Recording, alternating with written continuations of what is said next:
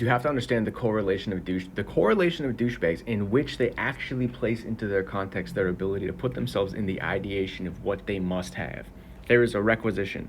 That this is the thing. This is really the key. It is the need. It is the need. It is a desperate drive and need for things that places people in the position where they betray themselves in the context, again, of the ego, of morality, which ego eschews at every turn, because turning against itself, the nature of the ego is turning against itself, is turning against moral order, moral truth, not moral order, moral reality. The ego turns against moral reality. So what a douchebag does is they place themselves in the context where they define themselves as needing something.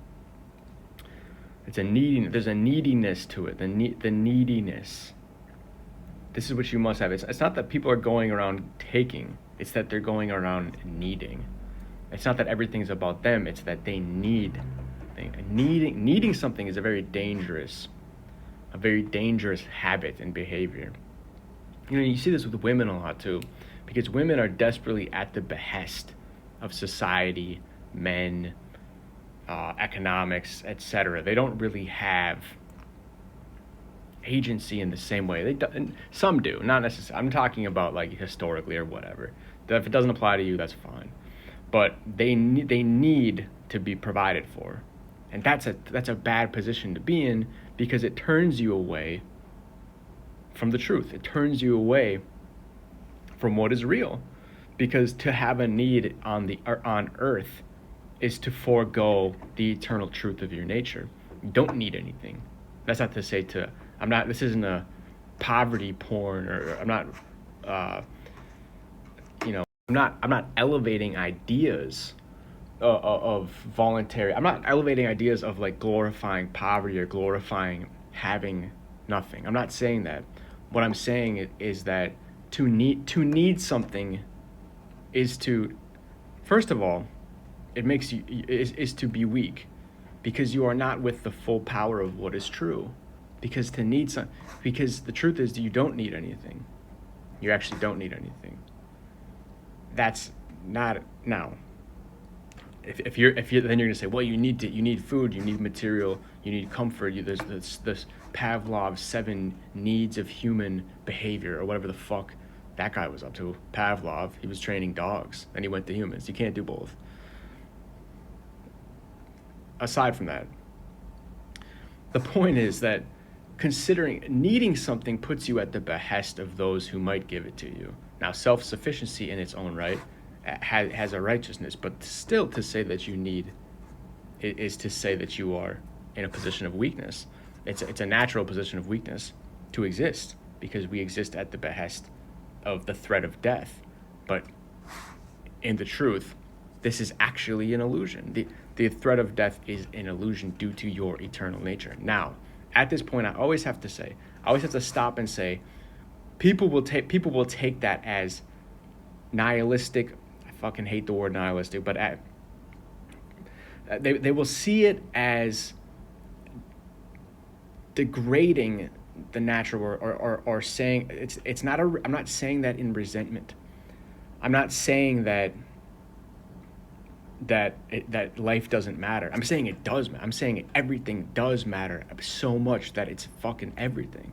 It does matter. But what matters is the truth. What matters is the full reality.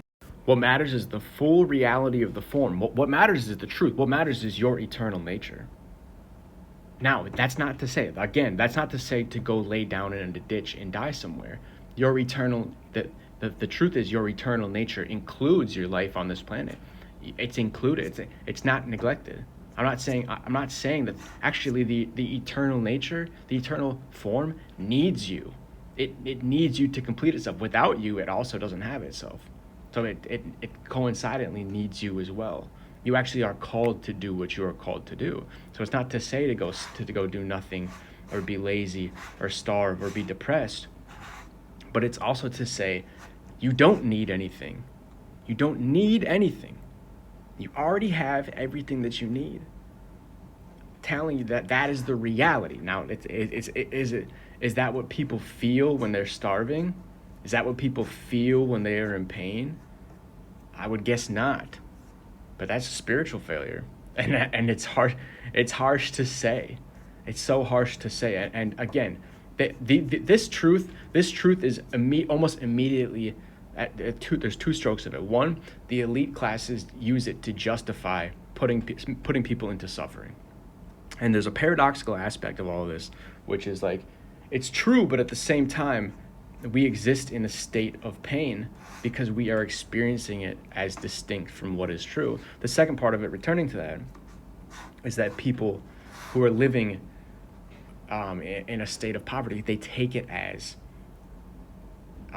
there's a threat of taking it as a sign to not participate in life, as a sign to not participate in life, when actually it is a sign to be fully in participation. It is to be fully in participation what your life is, because your life is an integral aspect of the eternal truth. The truth actually does become dangerous in a sense because it can be misused, or it can basically be used by the wrong forces. The wrong forces come along with the truth and they try to convince you. They essentially try to convince you to believe against it. What is the belief against it? The belief is to use part of it. The elites try to sell you an idea that, well, you don't need anything to be happy. You have everything you need. That's enough. Well, no, that's not. We're not talking about material goods.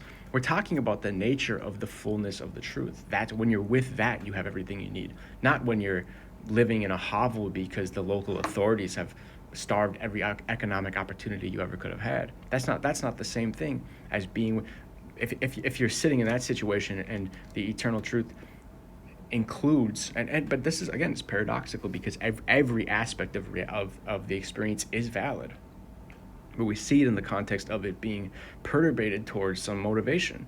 And that's what I'm here to say, is that it is righteous, but at the same time, the participation in it is the key. The willing participation in what is good. And what is good is to suffer nobly if you are called for that. If that is the place that you are fulfilling, if you are fulfilling that aspect of the fullness, if you are fulfilling the aspect of the fullness of prosperity, that's in its own right. These are the roles to play, but it's also not to justify inequality.